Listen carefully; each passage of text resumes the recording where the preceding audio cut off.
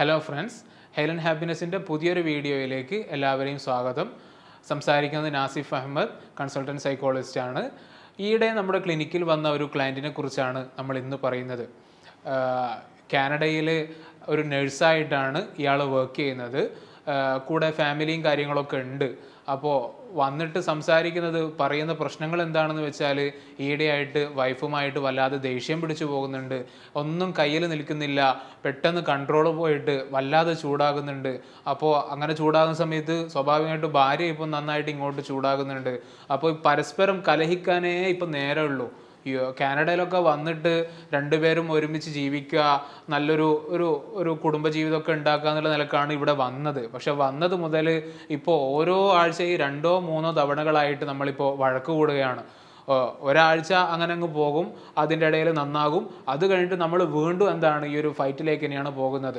ഞാനിതുവരെ അവളെ ഫിസിക്കലായിട്ടൊന്നും ചെയ്തിട്ടൊന്നുമില്ല, അടിച്ചിട്ടോ അല്ലെങ്കിൽ വേറെന്തെങ്കിലും ചെയ്തിട്ടൊന്നുമില്ല. പക്ഷേ ഈ ഒരു എപ്പോഴും വീട്ടിൽ ഈ ഒരു വഴക്കും വക്കാളം ഉണ്ടാകുന്നത്.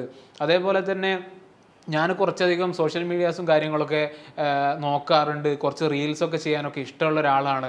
പക്ഷേ ഇവക്ക് ഞാൻ ഫോൺ എടുക്കുന്ന സമയത്ത് ഇവൾ പറയാൻ തുടങ്ങും, നിങ്ങൾ ആ ഫോണൊന്ന് മാറ്റി വെക്ക്, നിങ്ങളിങ്ങനെ ഫോണിൽ എപ്പോഴും ഫോണിൽ തന്നെയാണെന്നുള്ള നിലയ്ക്ക്. സാറേ, എപ്പോഴും ഇങ്ങനെ ചൊറിഞ്ഞ് വരുന്ന ഒരു ടൈപ്പാണ് എൻ്റെ വൈഫ്. അപ്പോൾ ഈ ഒരു പറയൽ, ഈ വീണ്ടും ഇങ്ങനെ പറയുന്ന സമയത്ത് എനിക്ക് വല്ലാത്ത ദേഷ്യം വരികയും ഞാൻ നന്നായിട്ട് അവളോട് കയർത്ത് സംസാരിക്കുകയാണ് ചെയ്യുക. അപ്പോൾ അത് കഴിഞ്ഞാൽ പിന്നെ അവൾ കുറച്ച് ദിവസത്തേക്ക് മിണ്ടില്ല, അവൾ ഒന്നും സംസാരിക്കുന്നുണ്ടാവില്ല. പക്ഷേ സാറേ, എനിക്ക് അവളോട് യാതൊരു തരത്തിലുള്ള പ്രശ്നങ്ങളും എനിക്കില്ല. എനിക്ക് അവളെ ഇഷ്ടമാണ്, എൻ്റെ കാര്യങ്ങളൊക്കെ കംപ്ലീറ്റ് ആയിട്ട് അവളാണ് ചെയ്തു തരുന്നത്. അവളുണ്ടാക്കുന്ന ഫുഡ് എന്നൊക്കെ വെച്ചാൽ സൂപ്പർ ഫുഡാണ് അവൾ ഉണ്ടാക്കുന്നത്. എനിക്ക് അവളില്ലാതെ ഒരിക്കലും എനിക്ക് ജീവിക്കാൻ പറ്റൂല. രാത്രി കിടക്കുന്ന സമയത്തൊക്കെ അവളില്ലെങ്കിൽ എനിക്ക് ഉറക്ക് തന്നെ വരില്ല. ആ നിലക്ക് ഞങ്ങൾ രണ്ടുപേരും നല്ല ഇഷ്ടത്തിലൊക്കെ ആണ്. പക്ഷേ ഇപ്പോൾ കുറച്ചിടെയായിട്ടാണ് ഈ രൂപത്തിൽ നമ്മൾ വെറുതെ അങ്ങോട്ടും ഇങ്ങോട്ടും ഇപ്പോൾ സ്ഥിരമായിട്ടുള്ള ഫൈറ്റ് നടന്നുകൊണ്ടിരിക്കുന്നത്. അപ്പോൾ ഇയാൾ കാര്യങ്ങളൊക്കെ ഇങ്ങനെ പറഞ്ഞു. അപ്പോൾ ആ സമയത്ത് തന്നെ നമ്മൾ ഒരു മാരിറ്റൽ ഇഷ്യൂ ആയതുകൊണ്ട് തന്നെ അവരുടെ സെക്സ് ലൈഫ് എങ്ങനെയാണ്, അത് കാര്യമായിട്ട് പോകുന്നുണ്ടോ നോക്കൽ നമ്മൾ വളരെ ഇമ്പോർട്ടൻ്റ് ആയിട്ട് കാണുന്നുണ്ട്. കാരണം അതിൽ വരുന്ന ചെറിയ എന്തെങ്കിലും പ്രശ്നങ്ങളായിരിക്കും ഈ ഒരു പുറത്ത് വരുന്ന വലിയ പ്രശ്നങ്ങളായിട്ട് മാനിഫെസ്റ്റ് ചെയ്യുന്നത്, നമുക്കത് കാണാൻ പറ്റുന്ന പ്രശ്നങ്ങളായിട്ട് വരുന്നത്.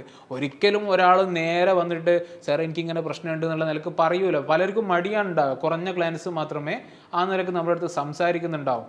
അപ്പോൾ ഇയാളോടും ഞാൻ ആ രൂപത്തിൽ ചോദിക്കുന്ന സമയത്ത് ഇയാൾ എന്നോട് പറഞ്ഞു, ഞാനൊന്ന് വീഡിയോ ഒക്കെ ഒന്ന് ഓഫ് ചെയ്തോട്ടെ സാർ, എനിക്ക് കുറച്ച് വിഷയങ്ങൾ സാർ ചോദിച്ചത് കൊണ്ട് കുറച്ച് വിഷയങ്ങൾ എനിക്ക് പറയാനുണ്ട്, പക്ഷേ വീഡിയോയിൽ പറയാൻ ചെറിയൊരു മടിയുണ്ട്, ഞാൻ ഓഫ് ചെയ്തിട്ട് സംസാരിക്കുന്നത്. ഞാൻ പറഞ്ഞു ഓക്കെ, ഒരു പ്രശ്നവുമില്ല, നിങ്ങളെ കംഫർട്ട് പോലെ നിങ്ങൾ സംസാരിച്ചു എന്ന് പറഞ്ഞു. അപ്പോൾ ഇയാൾ വീഡിയോ ഒക്കെ ഓഫാക്കിയിട്ട് പിന്നീട് കുറേ സമയമാണ് എന്നോട് സംസാരിച്ചത്. ഇയാൾ എന്നോട് പറഞ്ഞത്, എനിക്ക് നമ്മുടെ ഈ ഒരു സെക്സ് ലൈഫിൽ നിന്ന് എനിക്ക് യാതൊരു തരത്തിലുള്ള സാറ്റിസ്ഫാക്ഷൻ എനിക്ക് കിട്ടുന്നില്ല സാറേ. എനിക്ക് വൈഫിൻ്റെ അടുത്ത് നിന്ന് ഒരു ഹസ്ബൻഡ് ആഗ്രഹിക്കുന്ന പോലുള്ളൊരു ഒരു പ്ലഷറബിൾ ആയിട്ടുള്ള ഒരു സന്തോഷം കിട്ടുന്ന ഒരു എൻജോയ്ഡ് ആയിട്ടുള്ള ഒരു സെക്സ് എനിക്ക് എൻ്റെ വൈഫിൻ്റെ അടുത്ത് നിന്ന് എനിക്ക് കിട്ടുന്നില്ല. അപ്പോൾ ഇത് കാരണം ഞാൻ വല്ലാതെ ബുദ്ധിമുട്ടുന്നുണ്ട്. ഈ ഒരു വിഷയം എനിക്ക് അവളോടൊട്ട് പറയാനും പറ്റുന്നില്ല. പറഞ്ഞാൽ തന്നെ അവൾ എങ്ങനെയാണ് ഇത് ഉൾക്കൊള്ളാമെന്ന് പറയാനും എനിക്ക് അറിയില്ല. ഞാൻ ഇതിൻ്റെ മുമ്പ് എപ്പോഴോ ഒന്ന് ഞാൻ പറഞ്ഞു നോക്കിയിരുന്നു. അപ്പോൾ ആ സമയത്തൊക്കെ അവൾ അത് പിന്നെ ഇപ്പം നിങ്ങൾക്ക് പഴയ പോലെ എൻ്റെ കൂടെ സ്നേഹമൊന്നുമില്ല, നിങ്ങൾക്ക് വേറെ ആരുമായിട്ട് എന്തോ കണക്ഷൻ ഉണ്ടാവും, പണ്ടൊക്കെ നിങ്ങൾക്ക് ഭയങ്കര സ്നേഹമായിരുന്നല്ലോ, ഇപ്പം ആ നിലക്കുള്ള ഒന്നും ഇല്ലല്ലോ എന്നുള്ള നിലക്ക് ആ പറയുന്നതും ആളൊരു പ്രശ്നമാക്കി എടുത്തിട്ട് പിന്നീട് അതിൻ്റെ പേരിൽ കുറേ പ്രശ്നങ്ങളൊക്കെ ഉണ്ടാക്കുകയാണ് ചെയ്യുന്നത്. അപ്പോൾ ഇത് എന്ത് ചെയ്യണമെന്ന് എനിക്ക് യാതൊരു പിടുത്തവും ഇല്ല എന്നാണ് ഇയാൾ എന്നോട് പറഞ്ഞത്. അപ്പോൾ ഈ കാര്യം മനസ്സിലായതോടുകൂടി പിന്നീട് ഞാൻ ഒന്നുകൂടി പിന്നെ ആ വിഷയം നമുക്ക് ഐഡൻറ്റിഫൈ ചെയ്താൽ മാത്രമേ ഇവർക്കൊരു എന്തെങ്കിലും കാര്യങ്ങൾ പറഞ്ഞു കൊടുക്കുക അല്ലെങ്കിൽ ഒരു സൊല്യൂഷൻ എന്നുള്ള നിലയ്ക്ക് നമുക്ക് മുന്നോട്ട് പോകെ ചെയ്യാൻ പറ്റും. അപ്പോൾ ഇയാളോട് ഒന്നുകൂടി ആ വിഷയങ്ങളൊക്കെ നമ്മൾ ചോദിക്കേണ്ട രൂപത്തിൽ ചോദിച്ച സമയത്ത് ഇയാൾ പറഞ്ഞത് ഇയാൾക്ക് ഒരിക്കലും ഇജാക്കുലേഷൻ സംഭവിക്കില്ല എന്നുള്ളതാണ്. ഭാര്യയായിട്ട് ബന്ധപ്പെടുന്ന സമയത്ത് ചിലപ്പോൾ 1 മണിക്കൂർ 1.5 മണിക്കൂർ കഴിഞ്ഞാലും ഇയാൾക്ക് ഒരു തരത്തിലുള്ള ഇജാക്കുലേഷൻസ് സംഭവിക്കുന്നില്ല. അപ്പോൾ അത് കേട്ട സമയത്ത് വല്ലാത്തൊരു ഒരു കൗതുകവും അത്ഭുതമൊക്കെ തോന്നി. കാരണം പുരുഷന്മാർ സാധാരണ നമ്മുടെ അടുത്ത് വരുന്ന ഏകദേശ ക്ലയൻസും പറയുക അവർക്ക് പ്രിമച്വർ ഇജാക്കുലേഷൻ ആണ്, പെട്ടെന്ന് ഇജാക്കുലേഷൻ സംഭവിക്കുന്നു എന്നുള്ള നിലക്കാണ്. കുറഞ്ഞ ആളുകൾ മാത്രമേ ഇത്തരത്തിലുള്ള പ്രൊലോങ്ഡ് ആയിട്ടുള്ള സമയത്ത് വരെ ഇജാക്കുലേഷൻ നടക്കുന്നില്ല എന്നുള്ള പരാതിയായിട്ട് വരാറുള്ളൂ. അപ്പോൾ ഇയാളാണ് ആ നിലക്ക് ഇപ്പോൾ 1 മണിക്കൂർ 1.5 മണിക്കൂർ കഴിഞ്ഞാലും എനിക്ക് ഇജാക്കുലേഷൻ സംഭവിക്കുന്നില്ല എന്നുള്ള നിലക്ക് സംസാരിക്കുന്നത്. അപ്പോൾ അത് ഒന്നുകൂടി ഇയാളോട് ചോദിച്ച സമയത്താണ് ഇയാൾ പറയുന്നത്, എനിക്ക് അങ്ങനെ അവളോട് ബന്ധപ്പെടുന്നതിൽ എനിക്ക് അങ്ങനെ വലിയൊരു താല്പര്യമോ അങ്ങനെയൊന്നും ഇല്ല. സത്യം പറഞ്ഞാൽ എനിക്ക് പിന്നെ ഒരു തരത്തിലുള്ള ഒരു വെറുപ്പ്, ഒരു ചെറിയൊരു അവേർഷൻ ഇപ്പോൾ വല്ലാതായിട്ട് വരുന്നുണ്ട് സാറേ എന്ന് പറഞ്ഞു. അപ്പോൾ ഞാൻ ചോദിച്ചു, അത് വേറെ എന്തെങ്കിലും വിഷയം ഉണ്ടോ നിങ്ങൾക്ക്? പിന്നെ പണ്ടേതെങ്കിലും സ്ത്രീകളുടെ അടുത്ത് നിങ്ങൾ വല്ലാത്തൊരു ഇത്തരത്തിലുള്ള അവേഴ്സീവായിട്ട് എന്തെങ്കിലും ഫീൽ ചെയ്തിട്ടുണ്ടോ, അല്ലെങ്കിൽ പിന്നെ അങ്ങനത്തെ സിറ്റുവേഷൻസ് ഒക്കെ ഉണ്ടായിട്ടുണ്ടോ എന്ന് ചോദിച്ച സമയത്ത് ഇയാൾ പറഞ്ഞു, സാറേ പ്രശ്നം എന്താണെന്ന് പറഞ്ഞാൽ അവളുടെ വായ നാറ്റല്ല, മറിച്ച് അവൾക്ക് ഒരു ഗ്യാസിൻ്റെ ഒരു പ്രശ്നമുണ്ട്. അപ്പോൾ അവൾ ബ്രീത്ത് ചെയ്യുന്ന സമയത്തൊക്കെ ഈ ഗ്യാസ് ഒരു വല്ലാത്തൊരു ബാഡ് ഓർഡർ ഉള്ളൊരു ദുർഗന്ധമുള്ളൊരു ഗ്യാസാണ് പുറത്ത് വരിക. അപ്പോൾ മണം വരുന്ന സമയത്ത് തന്നെ എനിക്ക് വല്ലാത്ത ബുദ്ധിമുട്ടാണ്. അപ്പോൾ ആ സമയത്ത് എനിക്കൊരു ഒരു ഒരു ഒരു വെറുപ്പ് അല്ലെങ്കിൽ ഒരു താല്പര്യമില്ലായ്മ ഉണ്ടാകുന്നുണ്ട്. പക്ഷെ അത് സഹിച്ചിട്ടാണ് ഞാനത് പലപ്പോഴും ചെയ്യുക. അപ്പോൾ സെക്സിൻ്റെ സമയത്തൊക്കെ അത്രത്തോളം ഇൻറ്റിമേറ്റ് ആയിട്ട് പെരുമാറുന്ന സമയമായിരിക്കും ഉണ്ടാകുക. അപ്പോൾ അങ്ങനെയുള്ള സമയത്തൊക്കെ ഇത് ഇടയ്ക്കിടയ്ക്ക് ദുർഗന്ധം വരുന്ന സമയത്ത് എനിക്ക് ഇതൊന്നും മതിയാക്കിയിട്ട് പോയാൽ മതി എന്നുള്ള നിലക്കായിരിക്കും ഉണ്ടാകുക. പിന്നെ അവൾക്ക് വേണ്ടിയിട്ട് മാത്രമാണ് ഞാനവിടെ നിൽക്കുന്നുണ്ടാകുക. അപ്പോൾ ഇതുകൊണ്ട് തന്നെ എനിക്ക് അതിൽ യാതൊരു തരത്തിലുള്ള എൻജോയ്മെൻറ്റ് എനിക്ക് കിട്ടുന്നില്ല. അവൾക്ക് സാറ്റിസ്ഫാക്ഷനും ഓർഗാസവും കാര്യങ്ങളൊക്കെ ഉണ്ടാകുന്നുണ്ട്. പക്ഷേ എനിക്ക് പിന്നീട് സെക്സ് കഴിഞ്ഞിട്ട് ഞാൻ തന്നെ സ്വന്തമായിട്ട് പലപ്പോഴും ഞാൻ തന്നെ മസ്റ്റർബേറ്റ് ചെയ്തിട്ടാണ് എനിക്ക് ആ ഒരു ചെറിയൊരു പ്ലഷറെങ്കിലും കിട്ടുന്നുള്ളത്. എനിക്കൊരിക്കലും അവരുടെ നിന്ന് കിട്ടുന്നില്ല. പിന്നെ അതേപോലെ തന്നെ സാറേ, ഇവർ രാത്രി ഭക്ഷണമൊക്കെ കഴിഞ്ഞ് അടുക്കളയുള്ള കാര്യങ്ങളൊക്കെ കഴിഞ്ഞിട്ട് വരുന്ന സമയത്ത് ചിലപ്പോൾ വല്ലാത്ത ഈ ഉള്ളിയുടെ മണം, അതൊന്നും എനിക്ക് തീരെ പിടിക്കാത്ത ഗന്ധങ്ങളാണ്, മണങ്ങളാണ്. അപ്പോൾ അല്ലെങ്കിൽ ഭക്ഷണം കഴിച്ചിട്ട് അതിൻ്റെ മണോ, അതിലും ഈ ഉള്ളി വെളുത്തുള്ളിയുടെ മണങ്ങളൊക്കെ ഉണ്ട്. ഇതൊക്കെ എനിക്ക് തീരെ പറ്റാത്ത സ്മെല്ലാണ്. അപ്പോൾ ഈ ഒരു സ്മെല്ലൊക്കെ അവരുടെ നിന്ന് ഉണ്ടാകുന്ന സമയത്ത് എനിക്ക് വല്ലാത്തൊരു വെറുപ്പാണ്. അപ്പോൾ ആ ഒരു വെറുപ്പ് ഇപ്പോൾ കുറച്ചായിട്ട് ഇങ്ങനെ കൂടി വരികയാണ്.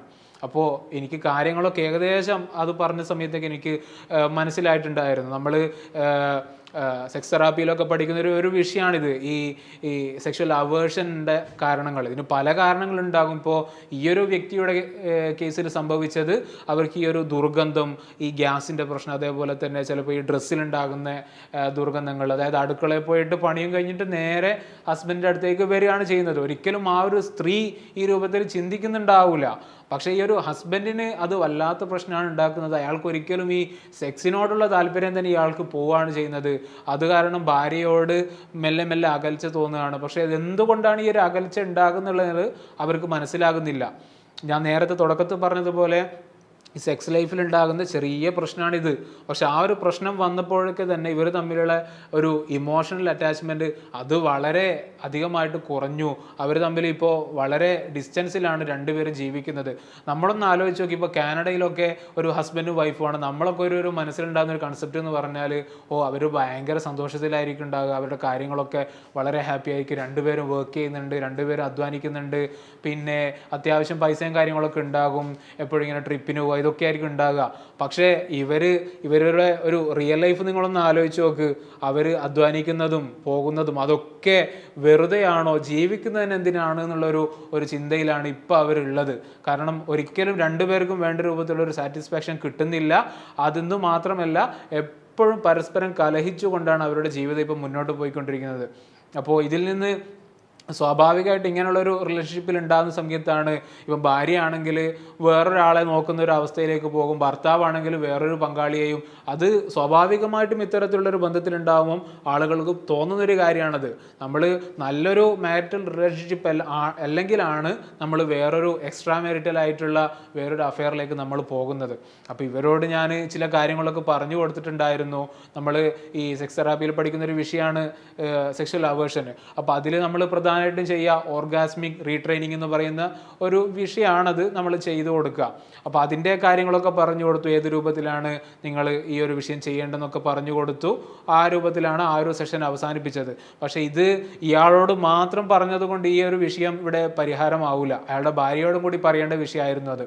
അപ്പോൾ ഭാര്യയായിട്ടുള്ള സെഷനിൽ നമ്മൾ സംസാരിച്ചത് ഈ പുരുഷന്മാർ പൊതുവേ വിഷ്വലി സ്റ്റിമുലേറ്റഡ് ആകുന്ന ആളുകളാണ്. ഇപ്പം നിങ്ങൾ തന്നെ ശ്രദ്ധിച്ചിട്ടുണ്ടാകും, നിങ്ങൾ ഇപ്പോൾ ഒരു ആമസോൺ, ഫ്ലിപ്കാർട്ട് അങ്ങനെ ആയിക്കോട്ടെ, ഇനി അതല്ല ഷോപ്പിൽ പോയിക്കോട്ടെ, സ്ത്രീകൾക്ക് ധരിക്കാനുള്ള നൈറ്റ് ഡ്രസ്സുകൾ ഏതൊക്കെയുണ്ട്, ഒരുപാട് ഡ്രസ്സുകൾ നിങ്ങൾക്ക് കാണാനുണ്ടാവും.